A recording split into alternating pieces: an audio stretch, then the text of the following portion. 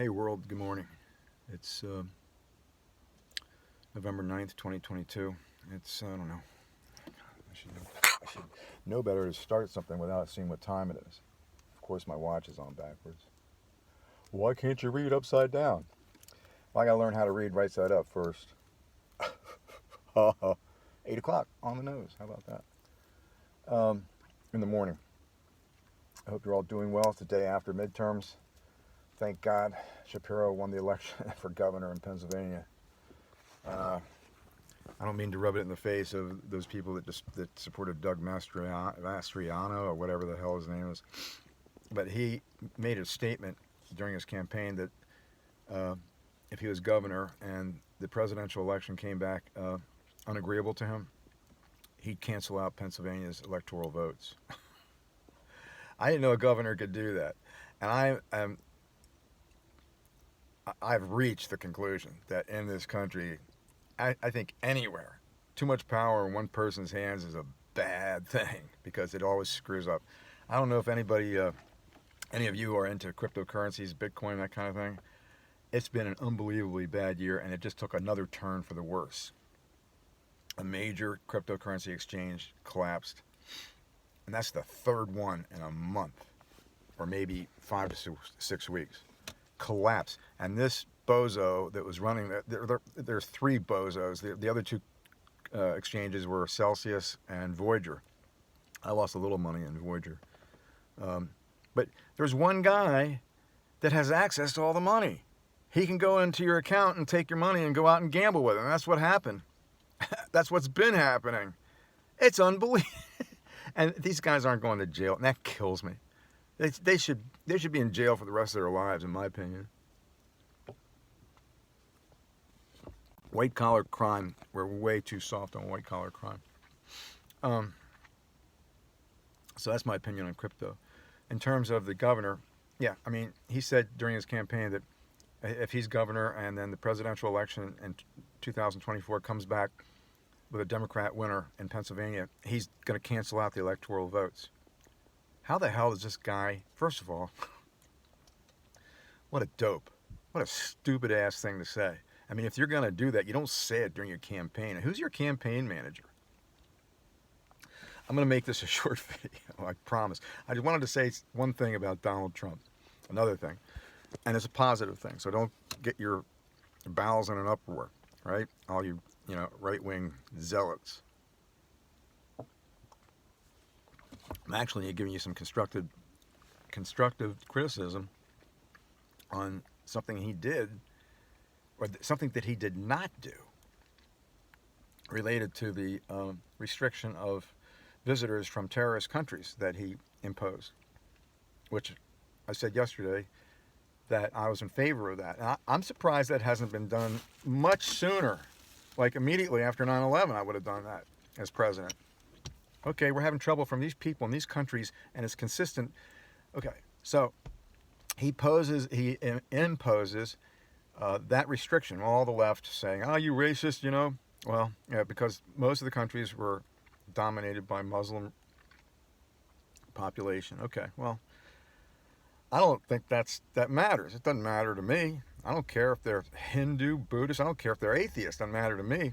All I know is that people from that country, I think there was a group of 7 countries. Of course, Pakistan, Afghanistan, Libya, a couple of others. Gaza, maybe Egypt, maybe. I'm not sure. There were like 7 countries. And he just said, we're having too much trouble with people visiting from these countries.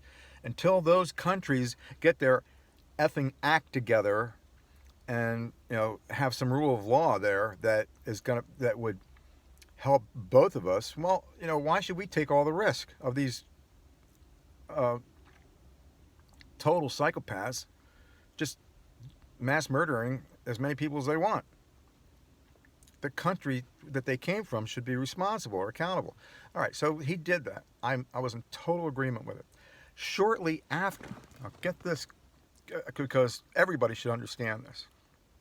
Shortly thereafter, I'm going to say 6 to 8 months, something like that, they had these terrorist bombings in England, Manchester, London, somewhere else, I forget too. I think there were 3 cities, but Manchester and London were the worst.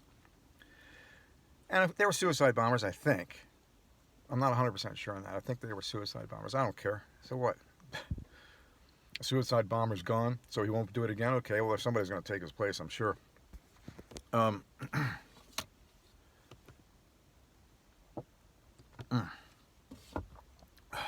need the coffee in the morning. Anyway, so England has these really bad bombings. And they tracked down the perpetrators, and guess what? They were English. They were homegrown, homeborn, but they couldn't get their murderous training in England. So what did they do? They flew to Libya and got 6 months of training of how to mass murder people. Then they go back to England and they mass murder a bunch of people. It was over 100 people, I believe, total. At the same time that Donald Trump had imposed the visitation restriction from those countries, travel restriction. And nobody said anything. Who is his campaign manager? Who is his PR person? How could you not point that out? I guess he forgot. But it wouldn't have been his job to remember that. He was president at the time. He had a lot of things going on.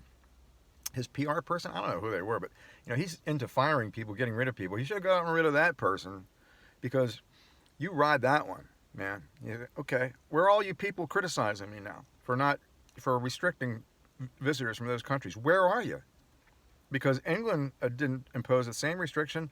They were, took the high road, high and mighty, and there's families that are in horrible grieving status right now because the government allowed these guys to do what they did. And so what if you catch them? There's going to be more where that comes from. And why should we be responsible, or why should we be charged with the task of making sure that the people from your country don't come over here and start mass murdering us? That's your responsibility. Okay, they were from England, but they went to these other countries. If those restrictions had been imposed in England, there'd be over 100 people that are alive and living healthy and normal lives today. So I wanted to bring that out and see if there's any commentary on that, because I've been bewildered about that since. I was 2018, I believe, something like that, 17, 18, in that time frame. And that was one thing I was so relieved when he did that, because there was no end to this BS. There was no end to this crap. There seemed to be no answer. I heard somebody say, well, there should be an all-Muslim airline. Well, no idea is off the table when it comes to solving that problem. Anyway, I hope you guys have a great day. I think the midterms were as predicted. There's the center of the country that's pretty much red, and then the coastal areas of the country. I think Georgia went blue. I think North Carolina went blue. I'm not sure about Arizona. Ohio, which, the Democrats really want that state. That ended up being red. Hope you guys have a great day, and enjoy another day of life. I just want to celebrate another day of living. Who did that song, huh? Any of you remember? Peace, y'all.